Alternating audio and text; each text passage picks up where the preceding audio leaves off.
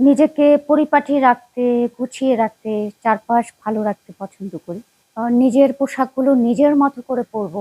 নিজের মতো করে নিজেকে গুছিয়ে রাখবো। Margaret Thatcher, Indira Gandhi, mother Teresa এই ৩ জন মহিষী নারী আমাকে অনেকখানি প্রভাবিত করেছেন। আমি মসলিনটাকে বেছে নিয়েছি এইজন্য যে এটা জিআই প্রোডাক্ট।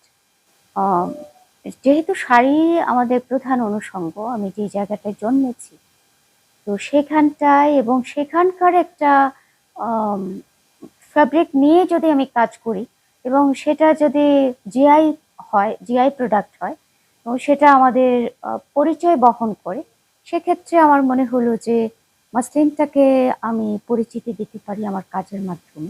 আমার একেবারে প্রত্যেকটা ডিজাইনের পিছনে আমি অনেক ভাবনা লুকিয়ে থাকে। আমি প্রচুর সেটা নিয়ে স্টাডি করি।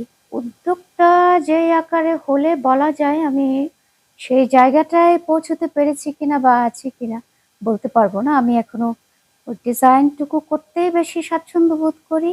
আমার ইন্টারন্যাশনাল ক্লায়েন্ট বেশি আছে। ফ্যামিলিকে 24 আওয়ার্স টাইম দিয়ে এরপরে যদি ফাঁকে নিজের জন্য একটু টাইম বেঁচে থাকে, সেটুকু সময়ে আমার এই শখের কাজটুকু। তো এখন সবার আগ্রহের কারণে আমাকে নতুন করে এটাকে নিয়ে ভাবতে হলো। ইচ্ছে আছে এটা ব্র্যান্ড হিসেবে পরিচিত হোক।